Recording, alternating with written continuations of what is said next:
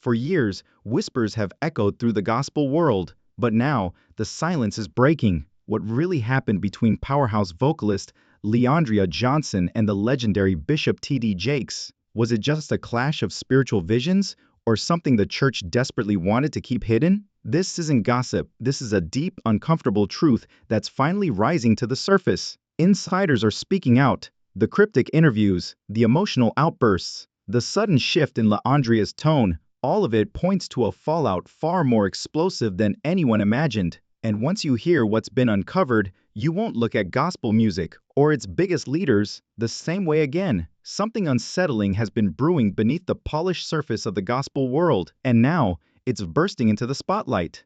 Leandria Johnson, the firebrand voice of raw gospel truth, known for her no-filter honesty and soul-shaking vocals, finds herself at the center of a spiritual storm. And on the other side, none other than Bishop T.D. Jakes, a towering figure in modern-day ministry, a media mogul, and the face of global megachurch culture. Their paths once seemed aligned, but behind the scenes, whispers of a fallout began to surface. Whispers too loud to ignore. Why would a woman once hailed as the future of gospel music suddenly turn against the very church that celebrated her? What changed her praise into pain, and what role does Bishop Jakes play in this unraveling story? In this video, we're peeling back the polished exterior and diving deep into the cryptic interviews, hidden moments, and bold accusations that connect these two giants. Trust me, once the curtain is lifted, what you discover will change how you see both of them forever.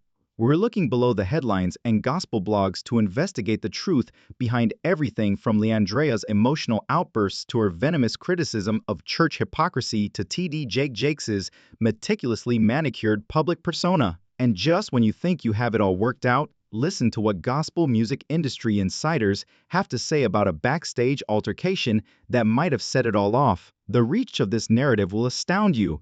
This is where things start to get interesting. So get your tea and pay attention. We must first comprehend the pedestal's height in order to comprehend the foundation's fissures. Leandria Johnson erupted into the evangelical scene rather than simply walking in. Millions of people were enthralled by her voice, which was full of passion, suffering, and honesty. After she won Season 3 of Beat Sunday Best in 2010, she immediately rose to prominence as one of the most sought-after voices in Christian music after her debut album reached the top of the gospel charts. She was warmly received by churches all around the country. She was praised in sermons, invited to important ministry functions, and highlighted at important events, including ones that were organized by or connected to Bishop T.D. Jakes. She was unique because of her unadulterated anointing. Although she was not refined in the conventional sense, her tale struck a chord with common people who had experienced genuine hardships, which is precisely why her association with individuals like as T.D. Jakes made so much sense. Jakes, who is renowned for transforming brokenness into purpose, first appeared to be the ideal spiritual disguise for Leandria. His ministry was centered on giving the underprivileged a voice. Jakes embodied atonement on a grand scale through his megachurch, the Potter's House in Dallas, as well as his popular novels and films, such as Woman Thou Art Loosed. Thus, Leandria, a bright but imperfect woman, was a great fit for the world he helped create. This is where things become complex, though. Leandria was already battling internal conflict behind the scenes. She battled addiction, rage, and unresolved trauma even during the height of her early success. Even though the church praised her voice, it wasn't always sure how to respond to her honesty or vulnerability. She didn't hesitate to arrive broken. She didn't hesitate to own up to her mistakes. And the more she worked in the field, the more fake everything seemed. According to insiders, Leandria started to feel constrained by expectations, which called on her to act without thinking and to sing without speaking. The very structure that had once praised her started to clash with her raw character. Additionally, it is said that at this time, she started to lose interest in prominent leaders like T.D. Jakes. According to reports, she looked to leaders she had admired for emotional support or spiritual guidance. Instead, others claimed that she felt taken advantage of, neglected while she was in pain, and invited when she was the talk of the town. According to some accounts, Leandria departed in tears after an emotional performance at a significant gospel event connected to Jakes' ministry network. Feeling taken advantage of and uninspired, a seed was sown at that same moment. She remained silent, however, for some time. However, the pressure kept increasing. She needed to be polished, according to the church. She was expected to be flawless by gospel aficionados, and her frustration grew along with the expectations. Then the global outcry reached the world. Many in the gospel community saw Leandria Johnson as a walking contradiction by the time 2018 arrived. Spiritual but struggling, anointed but erratic. Once a source of attraction, her rawness was now causing religious leaders to feel uneasy. The moment that rocked the gospel community like an earthquake then arrived. Leandria, who was obviously upset, uncensored, and fed up with holding back, launched into a harsh criticism of the church in a now famous Instagram live session. She specifically pointed out the hypocrisy of the black church system and what she called phony religion. I quote her, "I'm sick of being the gospel singer Leandria Johnson. The first sick of you all placing me on these platforms without realizing that I have a terrible private life. I've had enough of being used. I've had enough of being tossed around. I'm sick of people judging me." She even went so far as to say, "I refuse to attend church, whichever platform it is. I don't care. I've stopped singing. I'm finished." For many in the Orthodox gospel community, these remarks were not only surprising, but also blasphemous. Within hours, the video gained widespread attention from both secular media and Christian gossip websites, as well as church blogs. The subtle jabs she made at certain religious leaders, however, were missed by most people, or at least not spoken out. And a lot of fans think Bishop T.D.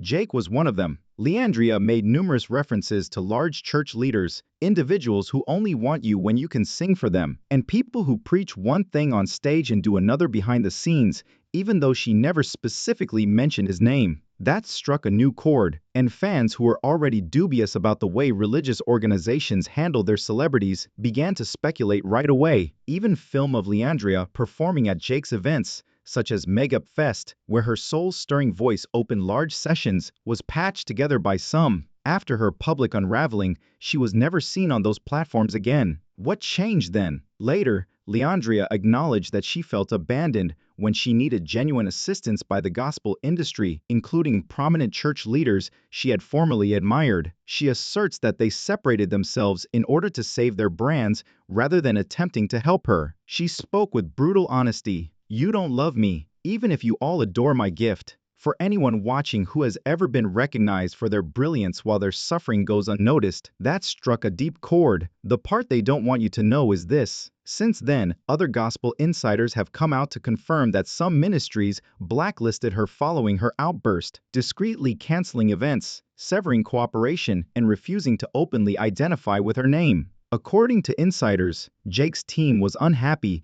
and made it plain that she would no longer be invited to events hosted by his ministry, even if he never gave a formal response.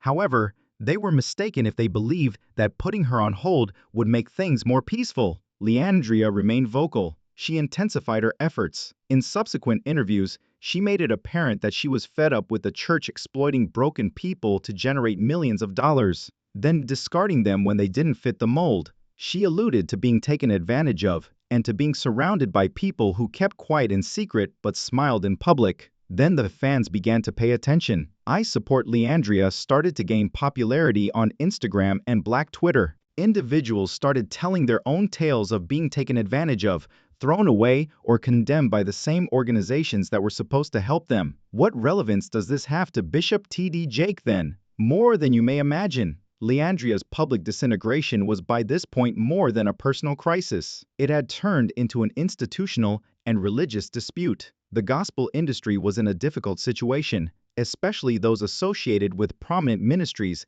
like Bishop T.D. Jake.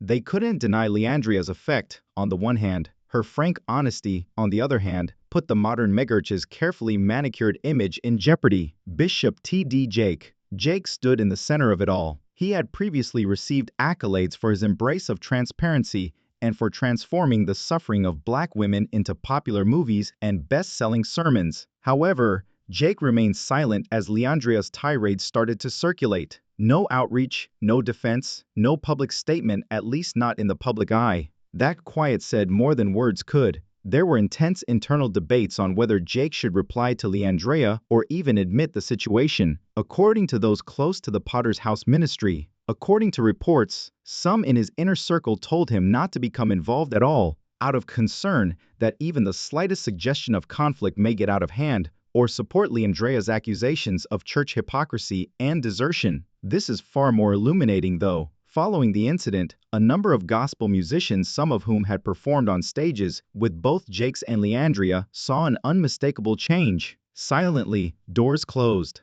Festivals and events that had previously welcomed Leandria started to distance themselves. Flyers used for promotion wiped off her name. Invitations to Gospel Award presentations were no longer sent out. Additionally, there's a disturbing trend if you trace her previous frequent attendance at Jake Lay events like Megafest or Woman Thou Art Loose. She vanished entirely from the rotation after 2017. Okay, but that doesn't prove Bishop Jake did anything wrong. You may be asking yourself, it's true, but a pattern begins to show up when you look at the wider picture, one that reveals more about the way the church treats its wounded. This is what a former coordinator of the gospel tour said in an anonymous communication that was leaked. When you're the shattered story they can mend, everyone adores you. You're done, though, if you end up endangering the brand. Silence is also frequently employed as a cancellation tactic in this field. Leandria was aware of it. She later admitted in an interview that some of the most powerful church leaders she had once looked up to abruptly severed their connections. The following week, I had folks on stage praying with me,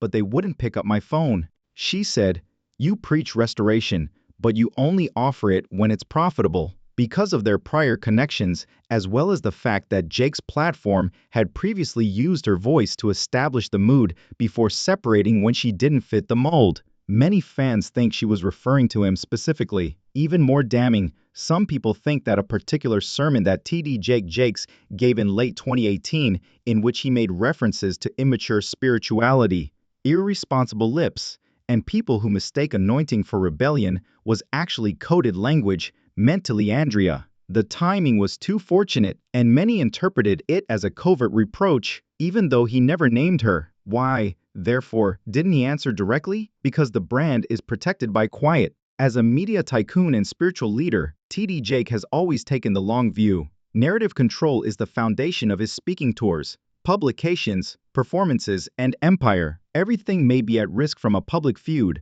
particularly with a firebrand like Leandria Johnson. He chose to let the industry silence him rather than challenge it. However, this is where things start to go the other way. TD Jake said nothing, but Leandria's fan base continued to grow. Younger gospel listeners started gravitating towards her music and message because they were less devoted to church tradition and more in search of authenticity. Her streaming numbers increased. Her interviews became widely shared. A new type of believer found its voice in her, unvarnished, imperfect, but profoundly spiritual. What began as a private plea for assistance swiftly grew into a movement, a message, and a mirror that was held up to the gospel industry. Leandria Johnson remained unfazed by the hush that followed the controversy with prominent religious leaders. She got up. This time, however, she accepted her truth, the very thing the church attempted to repress on her own terms. She started publishing songs, films, and interviews that talked directly to the broken, the ostracized, and the spiritually wounded, the very individuals who used to sit on church pews, feeling invisible instead of hiding her imperfections to fit the stereotype. Additionally, she earned something much more potent, even though she could have lost favor with the traditional gospel gatekeepers. A fresh wave of Christians who identified with her, fans who had experienced public humiliation, religious hypocrisy, or church hurt were suddenly given a voice that reflected their suffering. Additionally, a lot of them weren't disappointed by the leader's tacit distance, such as Bishop T.D. Jakes. Everything Leandria had been stating was validated. She became a victim of social media. "I may not be your favorite gospel artist, but I'm real," one post said. "I swear a little and I love God. That doesn't lessen my anointing. I am human because of it." She was seen serving homeless individuals in the middle of a roadway while barefoot and dressed casually in another video that went viral. Just being there, not for cameras or an occasion. The idea of what ministry should look like was completely destroyed. She was outside of a large church. She was marginalized, and people answered. It was all in the comment. "We need a church like this. I've never felt more connected in a building than I do here." What the pulpit forgot is being given to us by Leandria, kindness. The industry also took notice.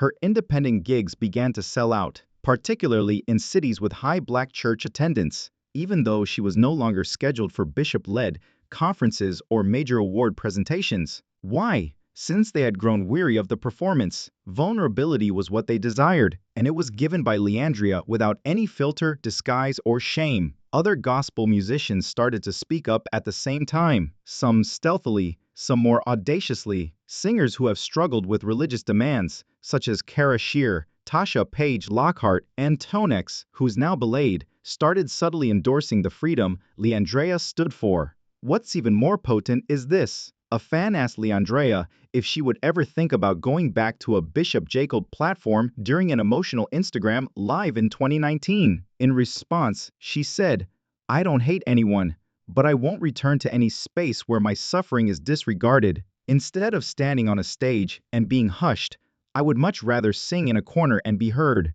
The way the culture was changing was reflected in the statement. It was also, to be honest, a blatant critique of the celebrity pastor era, in which powerful figures like T.D. Jake dominate vast networks of influence but hardly ever face criticism or public accountability. Leandria began something that was more than simply about herself. The goal was to overthrow the religious hierarchy that penalizes openness and praises perfection. You see, the black church and gospel music have flourished for decades on duality, public adoration, and private anguish, yelling on Sundays while quietly suffering. The younger generation, however, isn't concealing their wounds. They're transforming them into sermons by presenting them. Leandria has emerged as this gospel rebellion's unofficial leader. She is still one of the most streamed female voices in gospel today, despite not having the support of megachurch leaders or being called back by Bishop Jake. Where does this leave us then?